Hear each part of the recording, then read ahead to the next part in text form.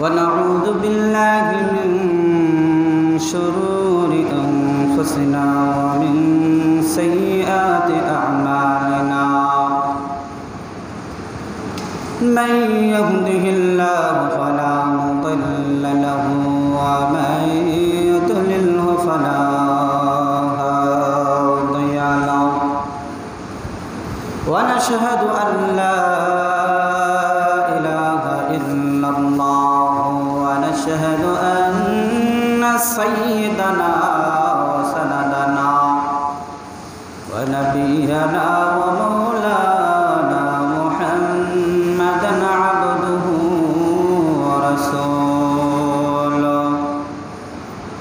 صلى الله تعالى عليه وعلى آله وأصحابه وبارك وسلم تسليما كثيرا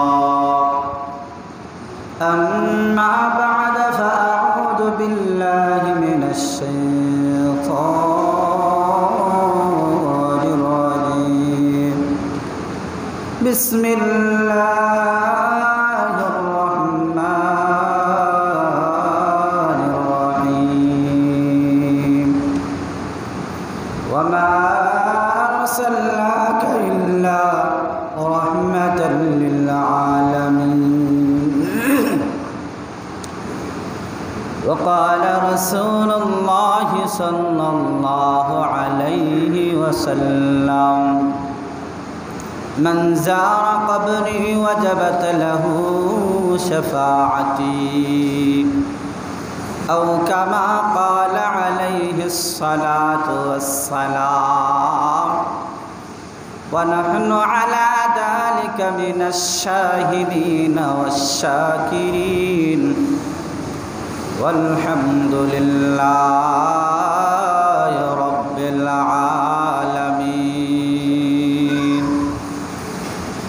بارك الله لنا ولكم في الفرقان المجيد وفي فرقانه الحميد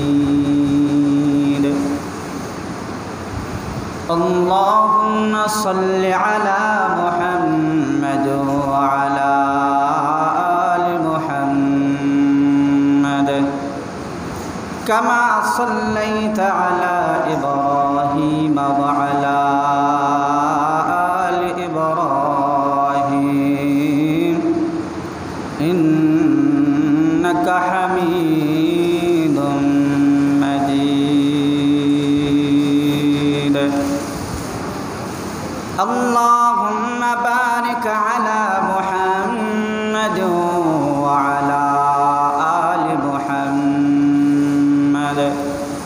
كما باركت على إبراهيم وعلى آل إبراهيم إنك حميد مجيد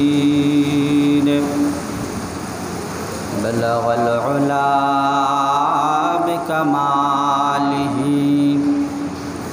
كشف الدجى بجماله حسنت جميع خصاله صلوا عليه وآله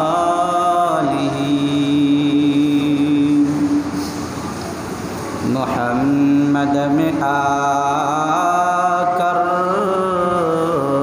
कफर का मिटाया कफर का मिटा कर सदाकत बताया ला इलाहा इल्लल्लाह ला इलाहा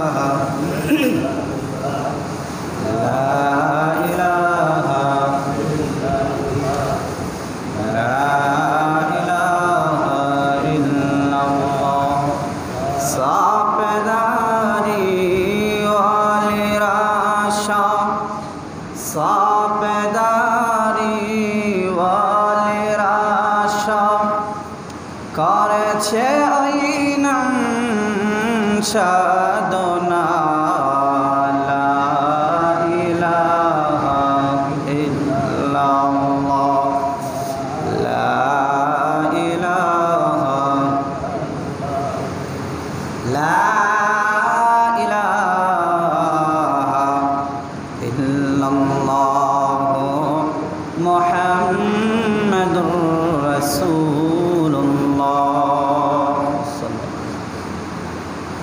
উপস্থিত সম্মানিত মুআজ্জাজ মুকাররম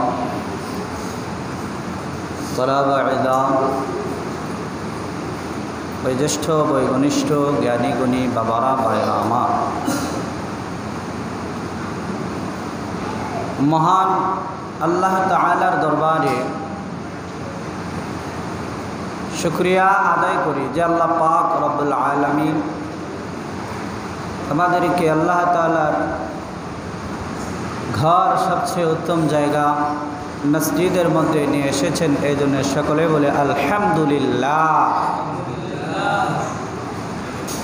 আল্লাহ তাআলা দুনিয়াতে মানুষ বানাইছেন, আবার মানুষ থেকে মানুষ জন্ম দেয়। মূল কারিগর কে? আল্লাহ। জোরে বলেন কে? মূল কারিগর কে? আল্লাহ। মানুষ থেকে মানুষ জন্ম দেয়। আল্লাহ তাআলা পারে না এমন কোনো কাজ আছে? যারা আওয়াজ করছেন না এদের মনে হয় আছে। আল্লাহ তাআলা পারে না এমন কোনো কাজ আছে? আল্লাহ চাইলে সব কিছুই পারে। তো মানুষ আল্লাহ তাআলা বানাইছেন। ওয়াত্তিন ওয়াজ্জাইতুন ওয়া তুরি সিনিনা ওয়া হাযাল বালাদিল আমিন লাকাদ খালাকনাল ইনসানা ফি আহসানি তাকওয়িম। আল্লাহ তাআলা কথা বলার জন্য কসম খাওয়ার প্রয়োজন নাই, কারণ কসম খাইয়া যেই কথা বলবেন, কসম ছাড়া যেই কথা বলবেন, আল্লাহর কাছে উভয়টাই সমান। তারপরও আল্লাহ চারটি কসম কেন খাইলেন? এই জন্য খাইলেন যে মানুষের অভ্যাস হলো যদি তার কাছে কোনো কথা বলা হয়, কথার ওজন বাড়ানোর জন্য, কথার বিশ্বস্ততা বাড়ানোর জন্য কসম খায়। কথা বলেন ঠিক না বেঠিক? তো আল্লাহ তাআলা মানুষের অভ্যাস যেটা, মানুষ যাতে দ্রুত বিশ্বাস করতে পারে, দ্রুত স্বীকার করে নেয়, এই জন্য আল্লাহ তাআলা কসম খায়াই বলছেন আমি মানুষকে সুন্দর অবয়ব দিয়ে সৃষ্টি করেছি। সুবহানাল্লাহ। আর আসতে বলেন না সুবহান। পাগল কে বানাইছে? মানুষকে যে পাগল বানায়, কে বানায়? আল্লাহ। কে বানায়? জন্মগত পাগল হয়, অনেক পোলামান হয় না পাগল? জন্মগত আতর হয়, ল্যাংড়া হয়, লোলা হয়, কানা হয়, বুবা হয়, হয় কে হয় না? এগুলি বানায় কে? আল্লাহ বানায়। তাহলে এদের থেকে আপনার শিক্ষা নেওয়া দরকার। আল্লাহ চাইলে তো আমার একটা হাত নাও দিতে পারতেন, আল্লাহ চাইলে তো আমাকে অন্ধ বানায়া পৃথিবীতে পাঠাইতে পারতেন, আল্লাহ চাইলে তো জন্মগতভাবে লুলা বানায় পাঠাইতে পারতেন, আল্লাহ চাইলে তো জন্মগতভাবে আমার ব্রেন নষ্ট বানায় পাঠাইতে পারতেন। কিন্তু আল্লাহ রহম ও দয়া, আল্লাহ তাআলা পরিপূর্ণ সুস্থ বানায় পাঠাইছেন। এই জন্য বলেন না সুবহানাল্লাহ, বলেন না আলহামদুলিল্লাহ। ভারসাম্যহীন একটা ছেলে পিটিয়ে তাকে হত্যা করে ফেলেছে, নাউজুবিল্লাহ। আগে খাওয়াইছে, খাওয়ায় পরে তারে পিটাইছে, গণপিটুনি দিয়ে হত্যা করে ফেলছে। তাও কোথায়? বাংলাদেশের সর্বোচ্চ শিক্ষা যেখানে হয়, বাংলাদেশের শিক্ষা যেখানে সর্বোচ্চ শিক্ষায় শিক্ষিত হয়, সেখানে এই কাজ করে। এই কাজটাই যদি কোনো মাজারে করত, কোনো মাদ্রাসায় করত, অন্য কোথাও করত, তাহলে মিডিয়ায় তোলপাড় শুরু হয়ে যেত। কথা বলেন ঠিক না ঠিক?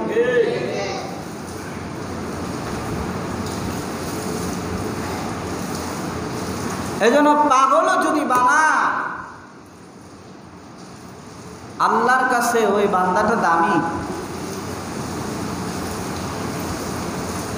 কারণ যাদেরকে আল্লাহ পাগল বানাইছে জন্মগত পাগল বানাইছে, এদের কোনো গুনাহ নাই। কি নাই?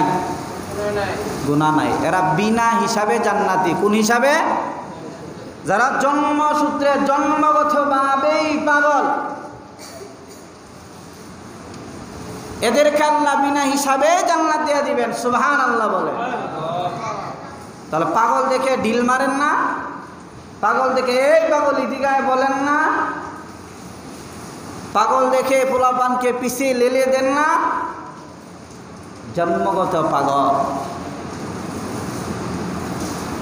জন্মগত অন্ধ মানুষ যারা, এরাও বিনা হিসাবে জান্নাতে চলে যাবে। সুবহানাল্লাহ বলে।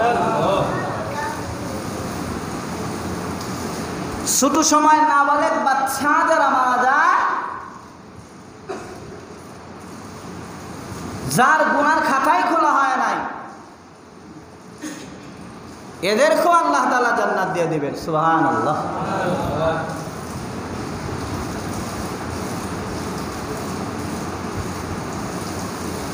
আরেক শ্রেণীর মানুষ আছে, এরা বিনা হিসাবে জাহান্নামে যাবে। এই লোকগুলি কারা? এই লোকগুলি তারা যারা নবীর সাথে শত্রুতা করেছে, তারা বিনা হিসাবে জাহান্নামে যাবে। নাউজুবিল্লাহ। নবী যেই সময় ছিল ওই সময় নবীর সাথে শত্রুতা করেছে, এখন তো নবী নাই, তাহলে কার সাথে শত্রুতা করবে? তারা নবীর চেয়ারে, নবীর অধীনস্থ যাদেরকে করে গেছে, তাদেরকে যদি দোষারোপ করে, তাদের শত্রুতাও যদি করে, বোঝা যাবে যে ওর নবীরও শত্রুতা করছে। কথা বলেন ঠিক না বেটে?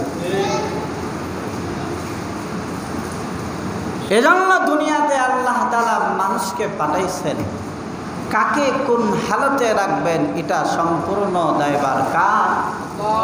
আরো জোরে বলেন কার? আল্লাহ।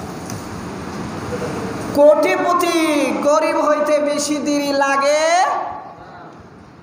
হাজার হাজার কোটি টাকা আছে, ওই টাকাও বাঁচাইতে পারে নাই। তাহলে এই টাকা দিয়ে আপনি করবেন কি? বৈধ অবৈধ হালাল হারাম কোনো বাস নাই। টাকা কামাই করলেন, ব্যাংক বুঝাই করলেন, টাকা দিয়ে লাভ কি? একটা মানুষ চলতে গেলে কয় হাজার কোটি টাকা লাগে, কয় হাজার কোটি টাকা লাগে একটা মানুষ তার সারা জীবন চলতে গেলে। আল্লাহ তাআলা মানুষের ভিতরে এমন একটা যন্ত্র দিয়া দিছে, যেই যন্ত্রটার মাধ্যমে হাজার হাজার কোটি কেন, লাখ লাখ কেন, কোনো কোটি কোটি মিলিয়ন মিলিয়ন সারা পৃথিবী দিয়া দিল, ও কইব একটা পৃথিবী দিলা কেন? ওই মঙ্গল গ্রহটা শুরু করে এটা সহ দাও, আরো কিছু আসনি দাও, শেষ পর্যন্ত সে আল্লাহ তুমি বাদ যাও, আমারই সব দাও। নাউজুবিল্লাহ কর। কারণ দুনিয়াতে মানুষের লোভটা এত বেশি। বলে এর একটা উদাহরণ দেয়, নমরুদরে আল্লাহ ক্ষমতা দিছেননি, সম্পদ দিছিল নি, আল্লাহর দিকে 3 মাসে আল্লাহরই মেরে লইব। নাউজুবিল্লাহ। ফেরাউনরে আল্লাহ ক্ষমতা দিছিল নি? দিছিল। তারপরে করলো কি? নিজেই খোদা দাবি করে বসলো ক্ষমতা পাইয়া। নিজে খোদা দাবি করছে কি করে নাই? আল্লাহরও কি গেল 300 বছর তার লাশটা সমুদ্রে ভাসছে, একটা পোকাও একটা মাছও তার লাশটারে খায় নাই। আর ওর জীবদ্দশা একটা কাশিও দেয় নাই, একটু রূপ একটু খাদ্যানি এটাও হয় নাই তার। ফেরাউনরে আল্লাহ এমন ভাবে চালাইছে। তো পৃথিবীর ক্ষমতা এটা চিরস্থায়ী না, এটা সারা জীবন থাকবে না, আপনি চাইলেই পারবেন না। তাহলে কোন দিকে আমাদের দাবিত হতে হবে? যেই ক্ষমতাটা চিরদিন থাকবে। দুনিয়ার টাকা দিয়ে লাভ নাই, জান্নাতের টাকা কামাই করতে হবে। জান্নাতের টাকা কি? নেক আমল কামাই করো। যার যত বেশি নেক আমল নিয়ে উঠতে পারবে সে তত জান্নাতের ভিতরে তত জিনিসের মালিক হয়ে যাবে। সুবহানাল্লাহ। যার যত আয়াত মুখস্থ থাকবে সে তত তালার মালিক হয়ে যাবে। এই তালার মালিক জীবনে দশেও পড়বে না, ভেঙ্গেও পড়বে না, কিছুই হবে না, বরং দিন দিন সুন্দর হতেই থাকবে। বান্দা যেভাবে চাইবে তার চাইতে আরো বেশি দেওয়া হবে। সুবহানাল্লাহ। আপনি যা চাইবেন আল্লাহ তার চেয়ে আরো বেশি দিবে। চাইতে চাইতে চাওয়া ফুরিয়ে যাবে, পাওয়া ফুরাইবে না। জান্নাতের ভিতরে এমন ঘটনা ঘটবে। সুবহানাল্লাহ। আর দুনিয়াতে চাওয়া শেষ হবে না, পাওয়া শেষ হয়ে যাবে। আপনি যত চাইবেন আপনি তত পাইবেন না, অভাব থেকেই যাবে। আপনি যত বেশি চাইবেন, যত উপরে উঠবেন, যত বেশি ক্ষমতাধর হইবেন, ততই আপনার ক্ষমতার অভাব হবে, ততই আপনার সম্পদের অভাব হবে। আপনি 1 লক্ষ টাকার মালিক, আপনি যদি শুকরিয়া আদায় করেন তাহলে তো ভালো, যদি না করেন তাহলে চেষ্টা করবেন 1 লক্ষ টাকার মালিক হয়। 1 কোটি টাকার মালিক চেষ্টা করবেন 1 কোটি টাকার মালিক হয়। 1 ট্রিলিয়নের মালিক চেষ্টা করবেন 1 ট্রিলিয়নের মালিক হওয়া যায় কিনা? কথা বলেন ঠিক না ঠিক? কিন্তু হইলে লাভ কি? নবীজি বলেন শেষ পরিণতি হয় সে সম্পদ থাকা ক্ষমতার পিছনে ঘুরতে ঘুরতে শেষে নিজের জীবনটাই শেষ করে দেয়। হাসরের ময়দানের জন্য ফলে জিরো হয়ে থাকে। জিরো, নাউজুবিল্লাহ, জিরো হয়ে থাকে। এই 60 বছর আর 70 বছর জিন্দগি সাজানোর জন্য মানুষ যেই পরিমাণে কষ্ট আর মেহনত করে, রাতকে দিন বানায়, দিনকে রাত বানায়, এত কষ্ট আর মেহনত করে, কিন্তু আখিরাতের জন্য যেখানে সারা জীবন থাকবে, মরণ নাই, মরণ নাই। আর এখানে তো মরণ আছে, ওখানে মরণও নাই, শেষ হবে না, লয় নাই, ক্ষয় নাই। উঠার জন্য মানুষ পাগল না কেন? এটা তো দেখা যায় না, পরে। আর এটা তো নগদ, নগদ আছে, এই নগদের জন্য মানুষ পাগল, নগদে বিশ্বাসী।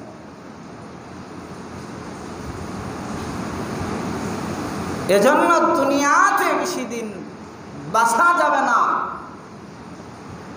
হায়াত কম দিছেন আল্লাহ, বাড়ায় দেয় না। অন্যান্য উম্মতদেরকে 1000 বছরের বেশি হায়াত দিছে, কিন্তু এই নবীর উম্মতেরা 60 থেকে 70, 80, 90, 100 এর বেশি তো আর যায় না। 100, 150, 200 বছরে কোনো লোক আছে পৃথিবীতে বর্তমানে? নাই। একটা লোক সারা পৃথিবীতে দেখাইতে পারবেন না যে ওর বয়স 200 বছর এখনো জীবিত আছে। কথা বলেন, আছে? নাই। তাহলে অল্প হায়াত পায়, এই অল্প হায়াতে কিভাবে নেক আমল কামাই করা যাবে, কিভাবে কবর থেকে বাঁচা যাবে, কবরের আযাব থেকে বাঁচা যাবে, ফুলসিরাতের ফুল থেকে কিভাবে বাঁচা যাবে, মিজানের পাল্লায় নেক আমল নামা বাড়ি হবে না গুনার পাল্লাটা বাড়ি হয়ে যাবে, গুনার পাল্লা বাড়ি হওয়া থেকে কিভাবে বাঁচা যাবে। হাসরের ময়দানে ডান হাতে আমল নামা দেয় না, বাম হাতে আমল নামা দেয়, কিভাবে বাম হাতের আমল নামা থেকে বাঁচা যাবে। হাসরের ময়দানে জাহান্নামের খাতায় নাম উঠে যায় নাকি জান্নাতের খাতায় নাম উঠে, কিভাবে জাহান্নামের খাতা থেকে নাম ওঠানোটা বাঁচানো যাবে সেই চেষ্টা।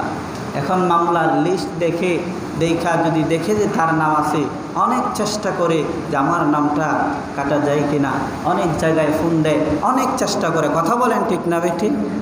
অনেক চেষ্টা করে নাম কাটানোর জন্য। দুনিয়াতে আপনি মামলার নাম খাটাইতে পারলেন, আপনার নাম যদি জাহান্নামের খাতায় উঠে যায় তখন আপনি কিভাবে কাটাইবেন? কথা বলেন ঠিক না ঠিক? দুনিয়াতে সাধারণ মামলার ভয়েই যদি আপনি এত ভয়, এত পান, তাহলে যদি আপনার নামটা জাহান্নামের খাতায় উঠে যায় তখন আপনি কি করবেন?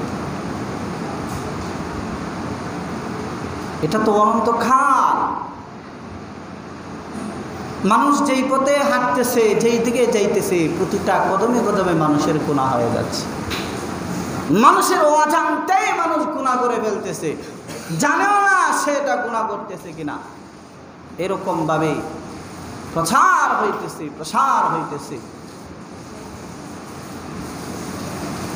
কিয়ামতের যে লক্ষণগুলি আছে অধিকাংশ লক্ষণগুলি বেশি গেছে, বড় বড় কয়েকটা লক্ষণ আছে, এগুলিও প্রকাশ পেয়ে যাবে অতি দ্রুত, বেশি সময় না।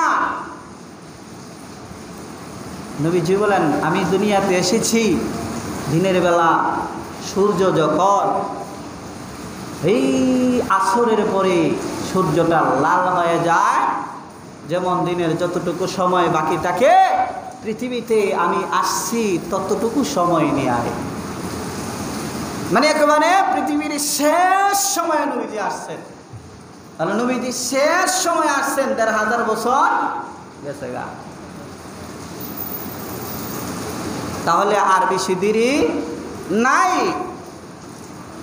কারণ আল্লাহ এবং নবী আল্লাহর কাছে ছোট, এটা অনেক বড়, নবীজির কাছে ছোট, এটাও অনেক বড়। কিভাবে? বাদশাহ হারুনুর রশিদের কাছে এক ভিক্ষুক গেছে যে, মহারাজ, আমার একটা মেয়ে আছে, বিয়ে দিতে পারি না, আমাকে একটু মধু দেন, বিক্রি করে আমার মেয়েটাকে বিয়ে দেব। বাদশাহ হারুনুর রশিদ তার গুদাম থেকে নির্দেশ দিলেন, তাকে 5 মটকা মধু দিয়ে দাও। ভিক্ষুকে চাইছে তো একটু মধু, মনে হয় কিছু মধু দিবে, কিন্তু হারুনুর রশিদের কাছে তো একটু মধু অনেক মধু। তখন ভিক্ষুক বলে যে, আমি তো চাইলাম অল্প, দিলেন আপনি এত বেশি, তোমার কাছে অল্প অতটুকু, আর আমি একজন বাদশা, আমার কাছে অল্প এতটুক, এই জন্য আমি তোমাকে বাড়ায়া দিলাম। তাহলে আল্লাহর কাছে অল্প কতটুক হবে এবার চিন্তা করে দেখতে পাচ্ছেন?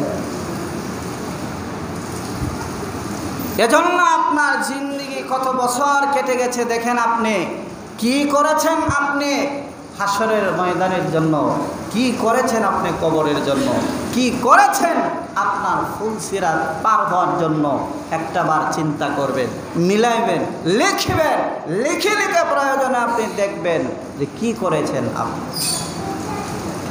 দুনিয়ার জিন্দেগি পরিচালনা করার জন্য কতটুকু চেষ্টা করেছেন, আপনার পরিবার যেন 2 মুঠো ভাত ভালো খাবার খাইতে পারে এর জন্য কি পরিমাণে চেষ্টা করেছেন, আপনার পরিবারকে জাহান্নাম থেকে বাঁচানোর জন্য কি পরিমাণ চেষ্টা করেছেন, আপনার পরিবারকে বাঁচানোর জন্য হাসরের ময়দানের কঠিন অবস্থা থেকে বাঁচানোর জন্য আপনি কি চেষ্টা করেছেন, একটাবার মিলায়া দেখেন।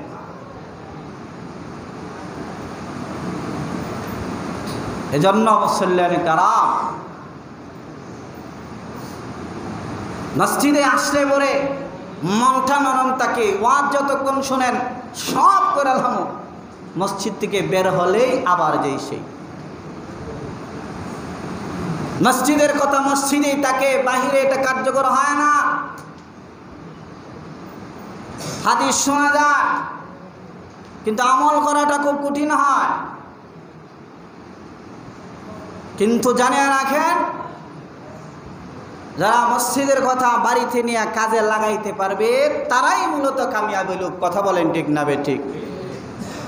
আর যারা মসজিদের কথা এখানেই রেখে যাবে, তারা এখানেই রেখে যাবে, হাসরের ময়দানে কিছুই পাবে না। এজন্য কিছু কথা আমলে নেন, কিছু কথা নিজে করে দেখান, আমল কিছু করেন, যে হাসরের ময়দানে কিছু নিয়ে তো দাঁড়াতে হবে। আল্লাহ তাআলা সকলকেই নেক আমল করার তৌফিক দান করুন।